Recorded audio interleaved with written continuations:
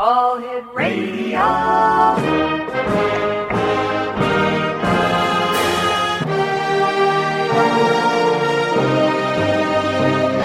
Welcome to the X Zone, a place where fact is fiction and fiction is reality.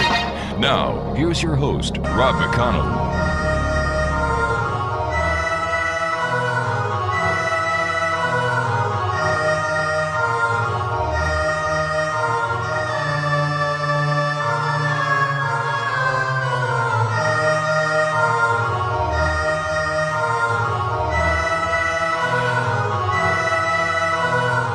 Welcome back to the X Zone, everyone. Yes, this is Rob McConnell. No, it's not Halloween. Yes, we're still coming to you around the world from our broadcast center in Hamilton, Ontario, Canada, on the X Zone Broadcast Network and our worldwide family of broadcast and satellite affiliates. Joining me now from Montreal, that beautiful city in the middle of the St. Lawrence, is Craig Webb, and we're going to be talking about dreams. Now, Craig is a McGill University graduate and director of the nonprofit Dreams Foundation for 2 decades. Craig is a dream analyst, researcher, author, and physicist inventor with Pioneer Dream and consciousness research at Stanford University and Montreal Sacré-Cœur Hospital. He is also an invited expert for major motion pictures, Fortune 500 corporations, and well over 1,000 media appearances. He tours internationally as a dynamic speaker and multimedia performer, and leads online training programs about dream mastery, lucid dreaming, and making major relationship breakthroughs. Joining me now from Montreal is Craig Webb. His website is www.craigwebb.ca. And Craig, welcome back to the X Zone. Hey, great to join you again, Rob. Some freaky music you had playing. Yeah. Tell me about that composition you did. Well, it's kind of timely there. The little, one of the dreamers that works with me says Phantom of the Opera at the hockey game. Kind of an interesting mix of sounds. But actually, that was what I now call sort of dream song seeds. A little hook melody, exactly like, or very close to what it came in a dream just upon waking, only about 2 weeks ago. So that's fresh, hot off the dream press. Yeah, it kind of reminded me of the old days of the Montreal Forum during the Montreal Canadian hockey games. But anyway, what the dark theme, right? Yeah, well, not the dark theme, the organ music. And so let's see, where did the Montreal Canadiens play now? The Bell Centre? I believe so. Yeah, I mean, the Forum has converted into Bell Centre. It's kind of the same thing, bigger, newer, fresher. Oh, really? Same place? I believe so. Yeah. Don't quote me, but I think it just changed names and got renovated. Oh, wow, super. Anything new in the dream business? Well, finding all kinds of stuff. What's kind of been fascinating me the most in the last little while is this sort of connection with dream-inspired music or creativity generally, but especially music, because it's shown that musicians have quite a bit enlarged part of their brain just from, I guess, the fingerings of the instruments, but especially from understanding music, harmonizing, even just singing. So I thought, well, I wonder what the connection is. And there's this thing called a phonological loop. I think that's what it's the proper name.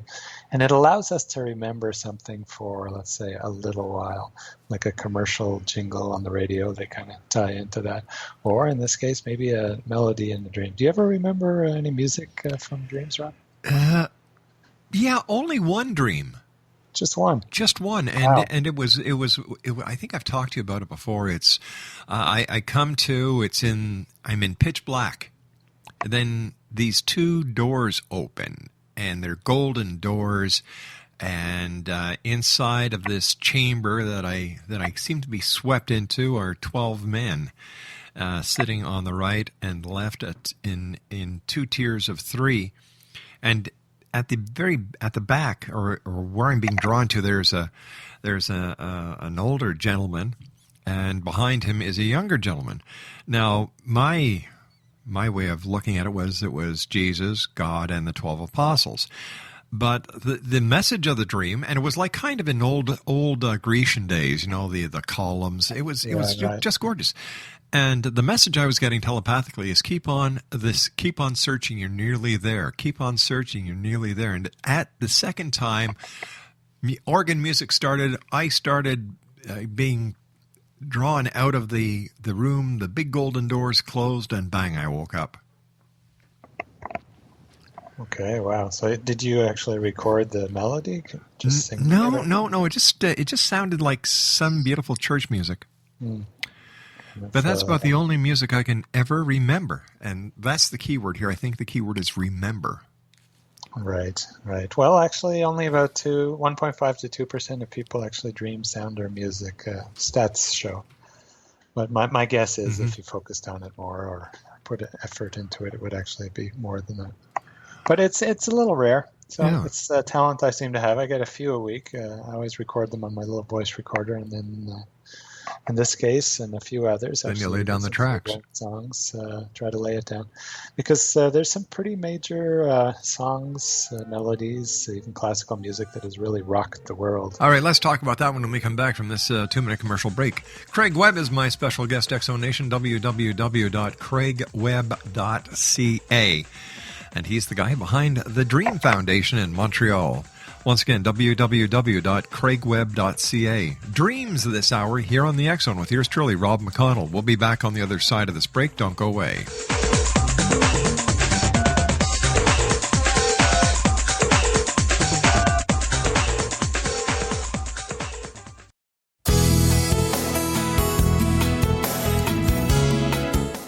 With each new extreme weather event or terrorist act, it becomes increasingly obvious that we live in uncertain and challenging times.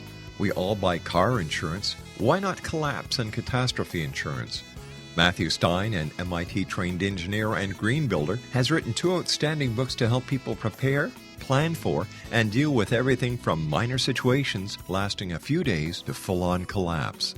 Matt's first book, When Technology Fails, is a manual for self-reliance, sustainable living, and surviving the long emergency. This massive book covers the gamut from first aid and emergency preparedness to alternative healing, renewable energy, primitive living skills, and 18th century technologies that could be critical to your comfort and survival in a long-lasting crisis. Matt's second book, When Disaster Strikes, is a comprehensive emergency preparedness handbook and survival guide.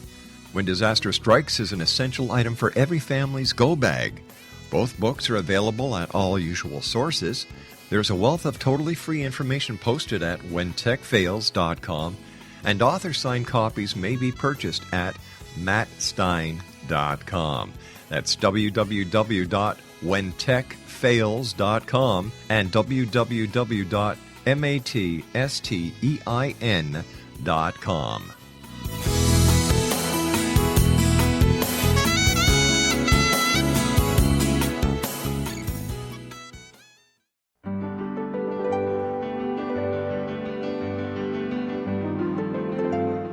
Named one of the world's greatest psychics, Elizabeth Joyce is now giving readings worldwide via Skype. Elizabeth Joyce is recognized for her clairvoyant ability to help find missing persons, her analysis of dreams, past life regression work, mediumship, and her accurate predictions. Elizabeth has been a frequent guest on the X-Zone radio show with yours truly, Rob McConnell, now for several years. For an appointment with Elizabeth Joyce, call 201-934-8986 or Skype at elizabeth.joyce. And for more information, you can always visit Elizabeth Joyce online at www.new-visions.com.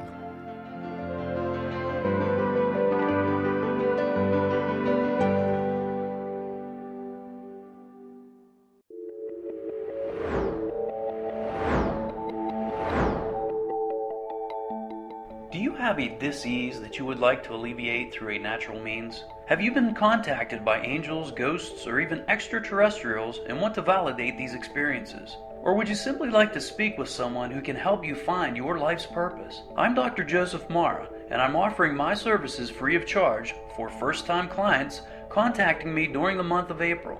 These free consultations include angel card readings, guided meditations, life coaching, and energy healing. If you have always wanted to explore these types of experiences but were skeptical or simply could not afford them, then take advantage of this free special offer. Contact me through my website, a guiding light spelled LITE.com to schedule your consultation today. Until then, I offer you love, light, and laughter.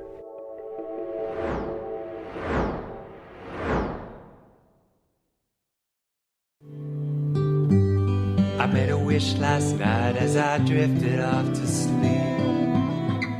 that I might meet you in my dream,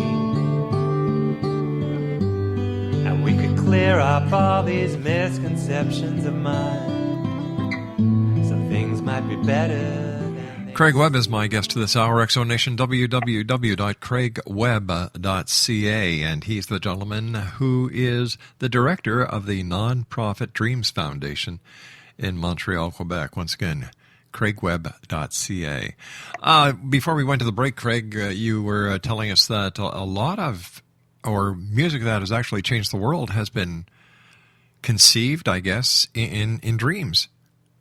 Yeah, and probably not always acknowledged that way, but perhaps even far more than we know, far more than musicians say. But I have some interesting ones that have been declared. Actually, there's a pretty unique one here for, I guess, our interest out of Toronto and Canada here. There's radio host Clary Croft. I don't know if you know him. Nope. I think he does a folk music show on maybe CBC or something. But he always had this huge half ship of about, I think, 11 to 12 feet long on his wall growing up as a kid. You know, he just had this kind of model ship, but half of one. He didn't really know what it was. I guess his parents just bought it, or it was in the house or something. And he later learned that, oh, that's interesting. They make a half ship of about, I think, 1/11th the size of a real ship when they first make it, sort of like the model that they're going to base the real one on. But he learned that, never thought too much.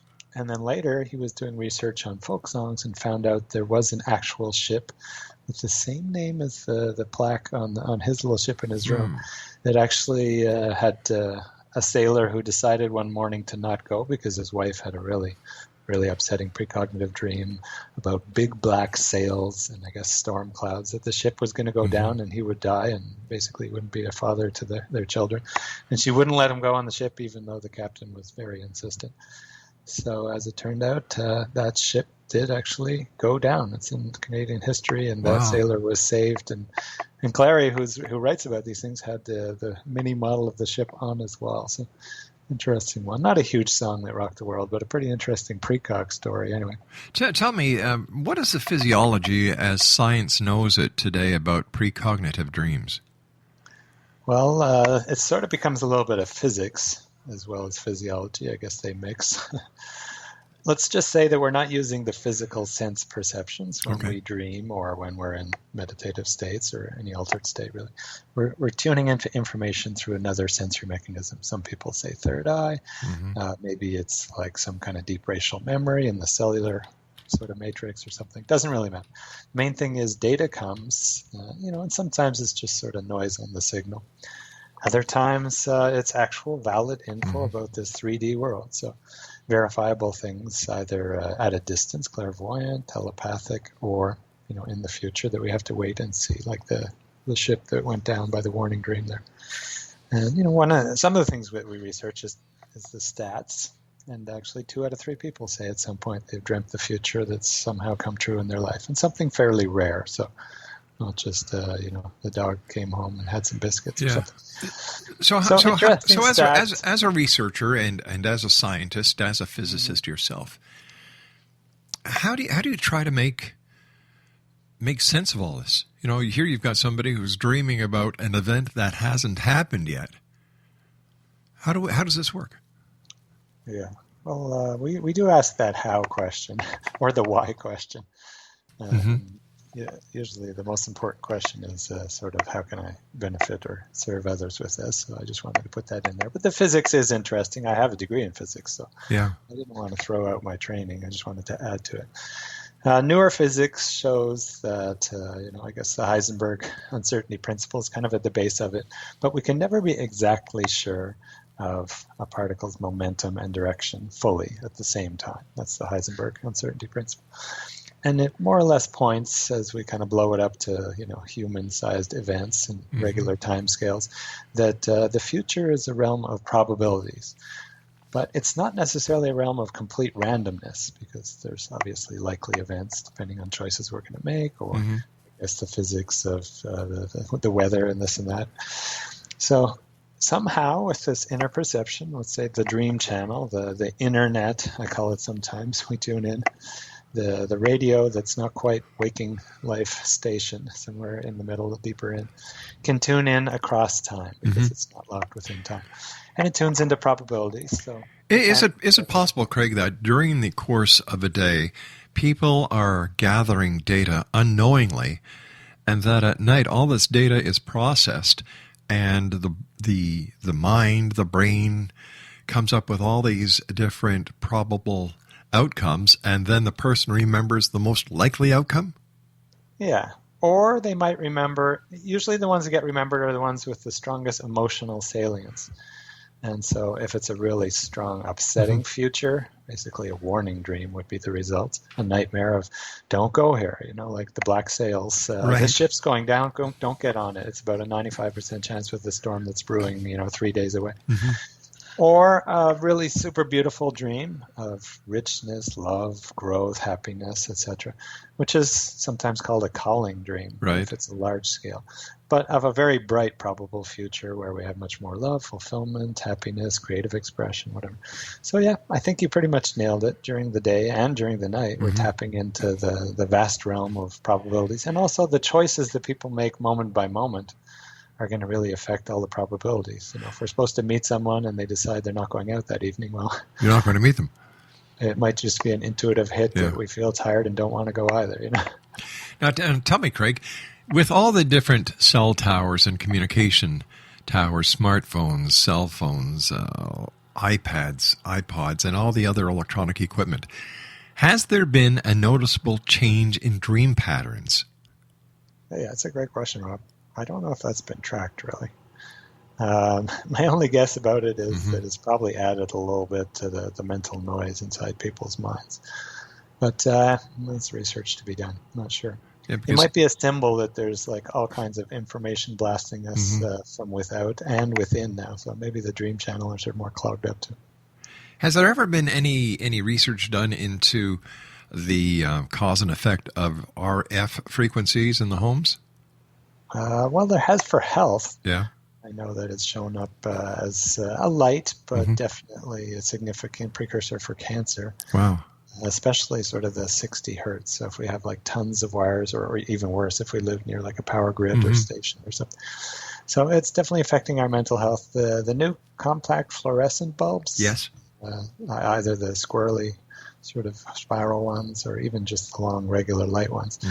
Have shown to actually affect our whole brainwave and body frequency. The 60 hertz from the lines, or I guess if you're in Europe, the 50 hertz, actually affects our skin, and then our brainwaves start following that to some degree. Well, I understand they're stopping to make those and replacing the lights with LED lights, which are number one according to according to a couple of doctors that I've spoken to, are healthier because number one, the LED doesn't contain any mercury. And number two, there's something to do with the lighting spectrum itself, and I've got to get that doctor on the show in the near future to explain all this to our listeners. But that's interesting. You and I have talked about this before. Food certainly does affect the dream state. Yeah, I mean, the basis kind of at these questions, if people kind of want the model, is just think of ourselves as kind of an always changing input-output system. Information comes in, like the light on our skin from maybe a fluorescent bulb or an LED bulb. By the way, LED bulbs still have the 60 hertz problem, most of them. Really? Unless they have a reservoir, like a huge capacitor or something built in, they're still going to have that flashing problem. Even though we don't see it with our eyes, our skin and body pick it up, so just be careful. Really, the tungsten or the full spectrum lighting ones are probably the best, or the sunlight's obviously pretty natural. Yeah, because the sun doesn't flicker. But if we get all this data coming in our system, or let's say food, different chemicals, drugs, even smoke, pollution, everything coming in our system, it's definitely going to affect the input and the output that's going to come from it. So try to keep it, I guess, as natural as when sort of the balance of nature. I mean, spend time in nature if you can, eat organic and stuff. Sure. It won't just be for health. It'll be for sort of a balanced mind and emotional balance too. There are so many dream books available to the public these days. Do these dream books actually help interpret dreams, or are they just a bunch of bunk that people buy to get their own good feelings? Because I was in a bookstore the other day, and this lady bought 5 dream books, 5 different dream books. So what I did afterwards, I just went to the dream book section and I was just browsing through, and all 5 books had 5 different interpretations for the same topic. I know. By the way, I was just invited to do a major national ad campaign for magazines where they give a free infographic, and then I guess a whole bunch of magazines pick it up for a very small fee. And I noticed that I didn't agree with any of the other, I think, 4 or 5 interpretations for major common worldwide themes. Wow. And I've tracked it with clients. I mean, maybe they didn't agree. Others didn't agree with me, but I was just like, wow, we've got to get together on this. Because most of these worldwide themes, yes, they have sort of personal aspect. Every symbol has a little bit of a personal, but the main themes that are cross-cultural have a pretty identifiable lesson going along with it, and this should be empowering info everybody gets. When it comes to the different religious philosophies, do dreams vary? Now, why I'm asking you this is that based on the culture and the philosophy of the religion itself, would these 2 factors influence a person's dreams? Quite possibly. I was just reading an interesting one last night, actually. Johnny Cash, I guess deceased about a decade ago, had a very powerful dream of Queen Elizabeth II. I guess just a few years before his final album. But that ended up sending him on an entire religious journey. But into the Bible, it was about a dream of, I guess Queen Elizabeth said, "You're like a thorn tree in a whirlwind, Johnny Cash," or something. And he sort of remembered, that was a Bible reference, and so on. So I just can't see the Queen wearing a black cowboy hat and cowboy boots. Giddy up, Philip, giddy up. No, it just doesn't work for me. It's a ring of fire. Probably not. But interesting that it taps his subconscious somewhere from something he knew about the Bible, and obviously the Kabbalah or the Talmud, the Jewish traditions, Chinese traditions being very different, India, Tibet. So absolutely, the belief system we have, which is based on a religious text to some degree, is going to really affect, even if we're agnostic or atheist, we probably have sort of a scientific view many times. And it can be a dogma, science, so we have to be careful about always reducing things to an objective, provable truth, which is kind of my past self. I'm a recovering thinkaholic. All right, I'm going to let you do some more thinking while we take the news break at the bottom of the hour. Exonation, Craig Webb from Montreal. The Dream Foundation is my special guest this hour. Always great having you with us, Craig.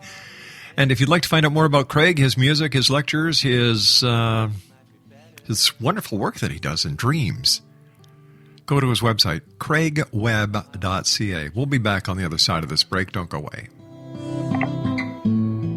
Are you considering calling a psychic to read your situation? Then consider David Champion, a psychic medium for more than 20 years with thousands of readings under his belt. David Champion will make you feel comfortable. He has proven to be honest and accurate. He's a straight shooter. There's no guesswork. What he sees is what you get. While he is a medium, most of the calls focus on relationships, not only love, but work, school, neighbors, and more. Need help with finding a job and preparing for the interview? Are you dealing with people who are obstacles in your path? For more information, go to davidchampion.com, $1.50 per minute paid by credit card with a minimum of 30 minutes.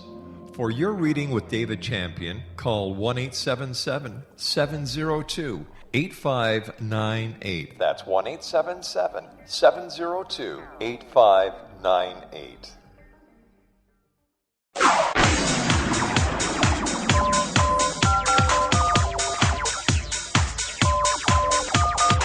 Now you can dial in to listen to the X Zone Radio Show from anywhere in the world with Rob McConnell 24/7, 365 by dialing 213-401-0080. That's 213-401-0080. If you have a mobile phone or landline, the X Zone Radio Show with Rob McConnell is now at your beck and call at 213-401-0080. That's 213-401-0080, 24/7, 365.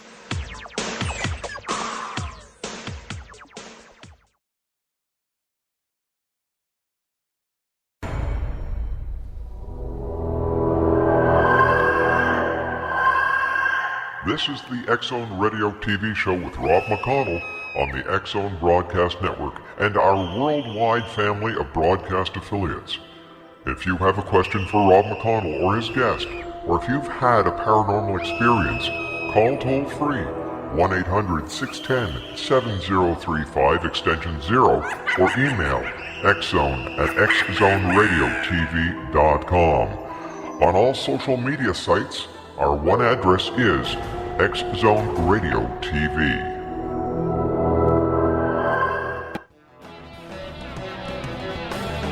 Though I live from day to day, I dream a different life, and you should see me fly by night.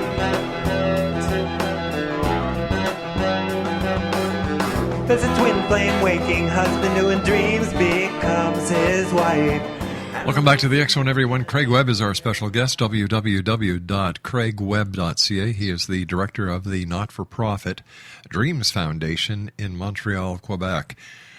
Craig, we were talking about the different types of dreams, and as we went to the end of the segment, I was letting the listeners know what you do and what they can find on your site. But I understand you've got teleconferences coming up.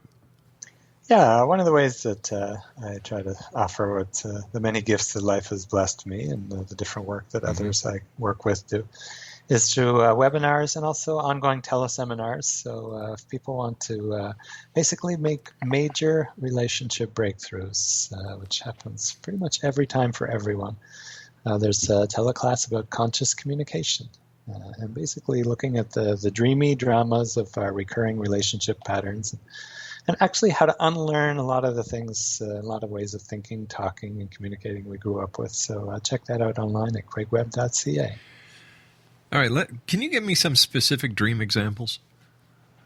Sure. Something kind of, let's say, outside the physical perception realm. Yeah, into the X Zone. Okay. Well, I'll lead into an interesting precog here with a study by J.E. Orm, who's a scientist, I think this is about 74, so 40 years ago. He actually looked at the time delay between, I guess, dreamt events and then their manifestation in the world of pretty rare elements, and plotted a graph, actually a log graph for those mathematicians out there. And he got a straight line going downwards. So basically, you could say that events fall off inversely proportional on a log scale to the amount of time that's happened between the dream and I guess when it manifests. And it actually sort of proves, in a weak way, but at least a hit on the signal, it proves that we are in some kind of forking many-universe model of probable worlds, and the exact graph that would come from, I guess, splitting probabilities with every choice is an inverse log straight line, just like he saw for precog dreams. So kind of interesting. Somebody mathematically mapped it. So do scientists think that this world is not real, that this world is make-believe or a hologram or... Yeah, well, I think you've named some of the models out there and probably tons more. Every scientist, I think, has a little different viewpoint. Some are way more objective, nuts and bolts, provable, sort of... What do you think, Craig? What's your idea? I'm far more integrated, like integrated medicine. I like to see everything that's out there, and then it has to work. So I'm kind of pragmatic to if it's something that works. So I just say read up about the new physics. You saw this movie, What the Bleep Do We Know? Yeah. Yeah, actually, a friend of mine was the director. Oh, you're kidding. And they really dealt with it in a kind of simple mass culture way, but they looked at some of the core physics behind, I guess, everyday events. And that's more or less the basis model. And then my model is experiential. I mean, I try this stuff. I have precognitive dreams once a week or more, Right. like accurate things that I can measure and, sort of find out details about. I'll give an example from one Sure. of the people I worked with so people can kind of lock into things. This is more anecdotal, but still interesting. That a dreamer woke up with a really upsetting nightmare in this case, the warning dream. But in this case, it wasn't just, I guess, for her. You'll see in a moment. But she had, in the dream, she sees her father working away in his workshop, and then all of a sudden he has a gushing, bloody eye, and she realizes by the end of the dream he's going to lose the eye. And it's just really upsetting. She wakes up in panic, etc. And she knows that she kind of has an uneasy relationship with her father with all the woo-woo dream stuff, or at least that's his viewpoint. So she decides to call her mom and just check in, because her mom's a little more open-minded. And she says, "Mom, is Dad doing anything in the workshop today, or I guess this week?" She says, "Oh, yes, well, he's been working on a project down there. I'm not sure what." And the daughter tells the mother, "Could you make sure he always, or at least always today, but ideally all week, wears his safety glasses? Because I don't think he usually does, right?" And the mother says, "Yes, I try to get him to, but he never does." No. She says, "Just today, Mom, push," and she tells her the dream. So then, I guess at the end of the day, she's sort of forgotten about it. She acted on it, and what else can she really do, at the end of the day, she comes, and back when there was answering machine messages, actual machines, Wow. She listens, and it's her dad really excitedly saying, call me right away," which she does. And he said, "Thank you so much." I mean, he just goes on profusely thanking her for a while, and he says, "Your mother told me after the event happened, but I did put on the safety glasses, and there was a nail hidden in one of the boards that I was sawing, and it came out and it broke the glass in two on one side." And the daughter said, "Which side?" And she said, "On the right side." "Oh, because I saw you losing your right eye, Dad." And he goes, "Well, without the glasses, I would have." So, pretty rare event. It didn't happen any other day. And it seemed in this case to actually not be the probability that came true, because they protected for it. Craig, is there any connection between a near-death experience and a dream? To the degree that they're both subtle experiences, sort of, let's say, subjective, I would say, yeah. There's definitely a lot of different kind of energetic altered states, and who knows what else, spiritual experiences going on in a near death. I would say we start going away from waking station, because I often use this analogy. I think I mentioned it to you before, Rob. There's more than one station on the dial. Not for X-Zone. You got to stay listening to X-Zone. But on the larger dial of experience, there's lots of stations. Most people are just kind of like locked into waking life here. And so as we shift to dream, that's probably another station. As we start crossing over, or maybe near death, I think we're starting to tap even deeper than that. Is it possible for people to share the same dream? Oh, yeah, that's an interesting one. By the way, have you seen the new movie here, Divergent? No, but I was going to ask you about it. Oh, okay. Well, it's a good fit. Or Inception. Many people have seen that one too. I guess Inception really deals with mutual dreaming or combined dreaming. And Divergent does also, in that the sort of mentor character goes into the heroine's dreams to help teach her something. He actually teaches her a very interesting skill, how to not overly manipulate lucidly, or else she'll be recognized sort of by the bad guys, because they also have another, I guess, a little bit of creative license on another actual research development that's happening now. It's possible to see people's dreams in real time now. Wow. Right now, with the technology, it's actually very rough. You can just sort of make out image outlines. But putting electrodes on the head and then tapping into like thousands and thousands of video and looking for pattern matching, you can actually sort of roughly see what someone's dreaming. So in this case, in the movie, they actually very clearly see what they're dreaming. You know what? I remember talking to people who, who see ghosts, or they're able they watch TV and they're able to see a figure of a spirit or a ghost or somebody. And I'm just wondering if that could be thought transference. Sort of telepathic of tuning into a ghost? Yeah. Well, it's entirely not possible. tuning into the ghost, but projecting their wishes, their thoughts like, they want to see this so badly. They want to experience that. What they actually do is manifest the image themselves and project it onto an electronic media. Kind of a hallucination, basically. Yeah. That's possible. I mean, there's this sort of picking up noise, what is it, white noise, looking for ghosts in the white noise, voices, and playing it backwards and stuff. I think some of it's sort of added or extrapolated. Who knows, some of it might even be like edited. Mm-hmm. But yeah, some of it's hopeful. I believe there's also some pretty real experiences. I'll say at least a few times per teleclass, people have valid contact with the deceased and get info that they can prove no other way than it would have been somebody who knew about it. And they check it, test it, and it comes true. So is it possible that people are actually having what we call psychic experiences using waking dreams? Let's say that channel of info, we can call it intuition or dream recall or dreams at night. It's really always on. It's just that the physical senses are louder, right?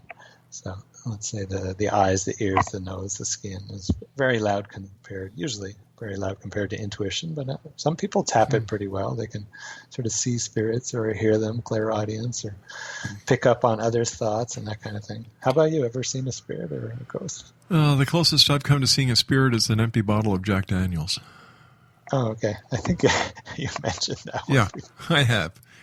I've seen many of empty spirit bottles at the Swinston Churchill pub on Crescent Street. Oh, okay. That's in Montreal. It is, yeah. Montreal, I forgot, right? Yeah. I'm a Montrealer. No, and I've gone to haunted houses with these ghost woo-woos. And they're running around saying, "Do you see that? Do you see that? Do you see this? Do you see that?" And I said, "All I see are a bunch of people running around seeing nothing." Maybe it's because I deep inside, not that very deep, mind you, I'm a skeptic because I like to see proof. Yeah, I think we're kind of the same. Yeah. I'm a scientist, and if you're telling me throw out my logical, rational mind, I'm like, no, that's ridiculous. Exactly.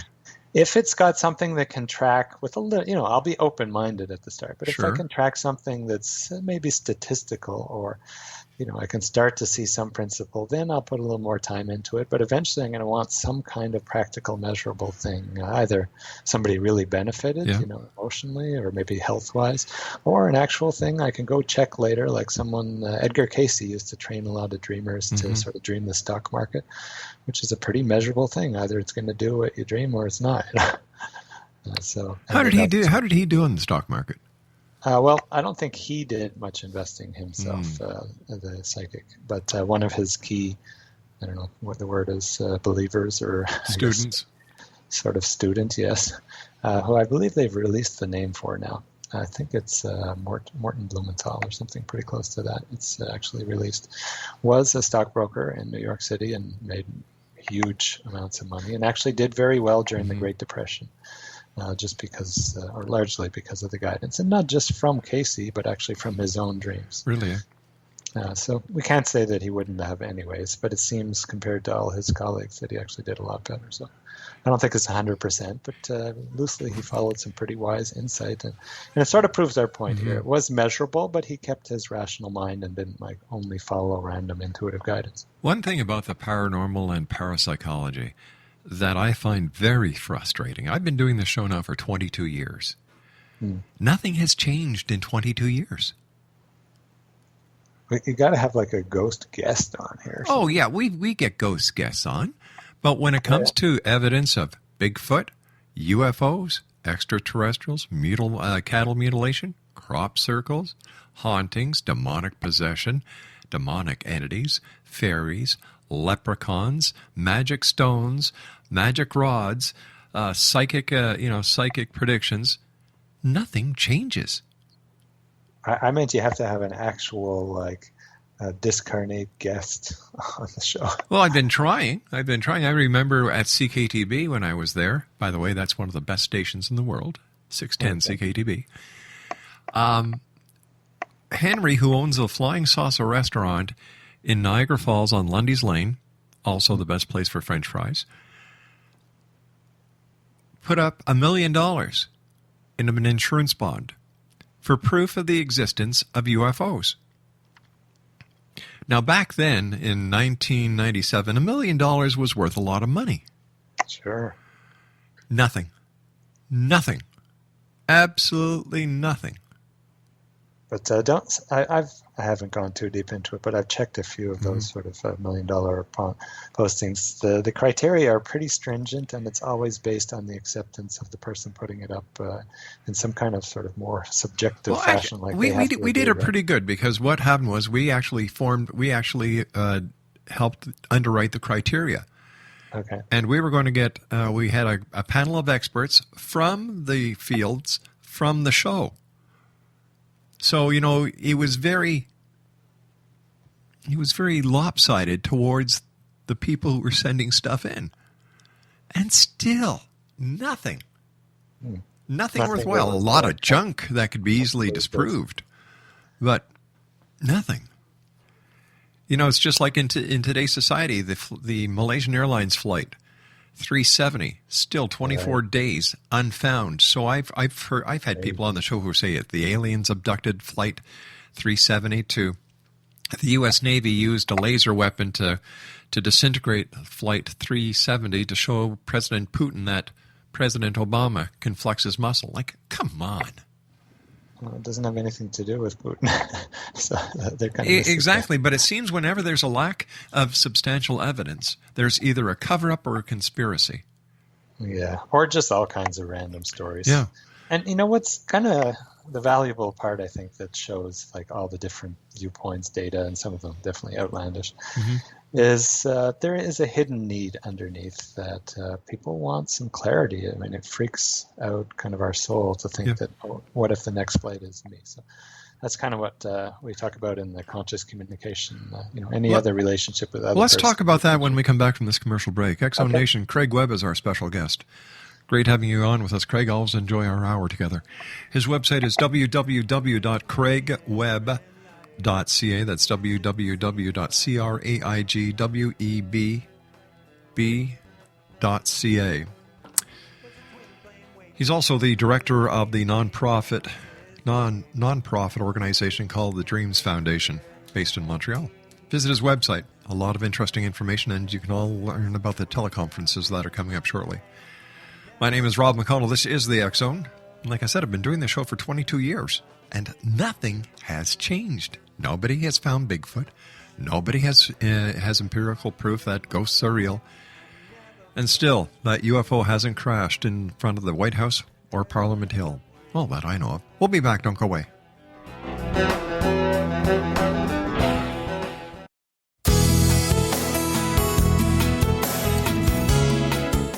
With each new extreme weather event or terrorist act, it becomes increasingly obvious that we live in uncertain and challenging times.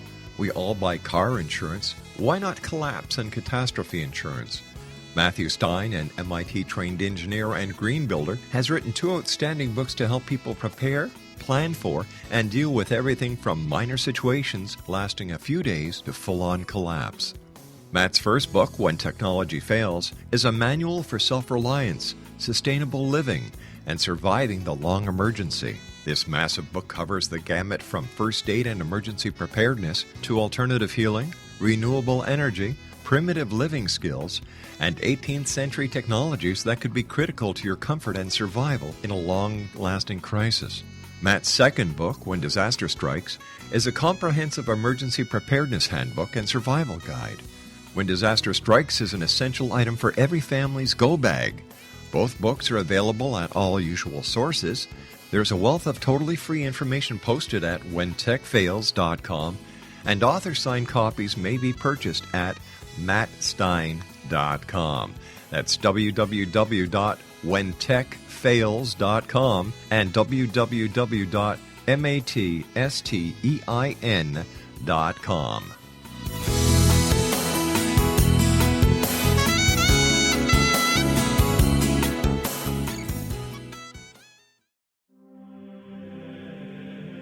Rob McConnell here, presenting an overview for Nicholas Paul Jennings, author of a fascinating book, Amen. It presents facts revealed by Egyptologists, facts that enable us to understand why Amen is the beginning of creation of God.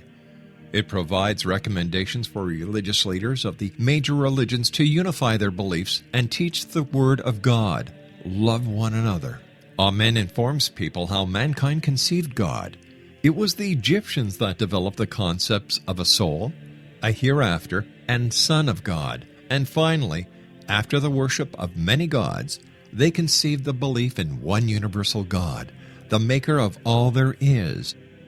For more information, visit www.futureofgodamen.com. That's www.futureofgodamen.com. Talking about polymers. That's right. Polymers are your friends, yeah, polymers.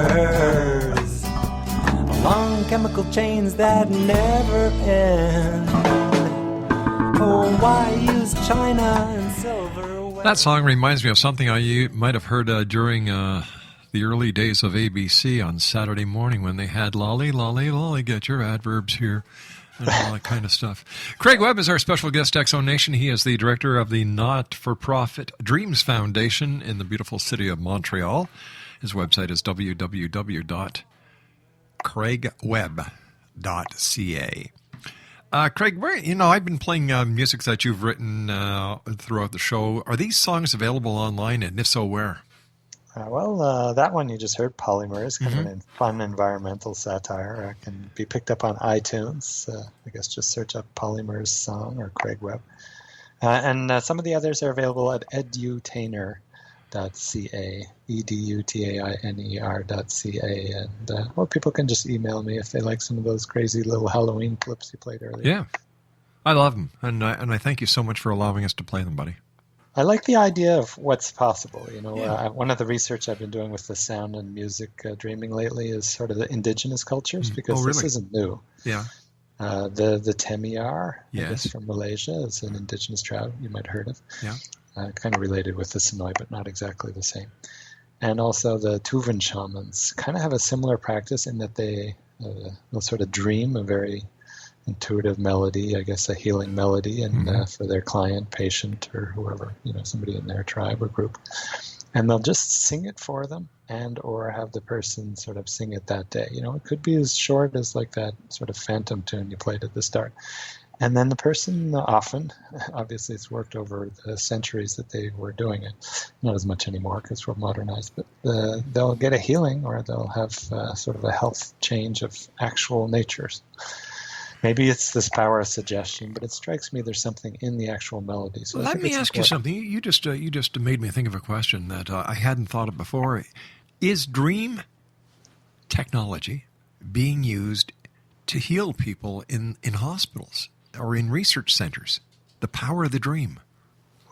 Dreams, yeah. I don't know about technology, but let's say different techniques, certainly. There are technologies for dreaming, too. That's a whole other topic.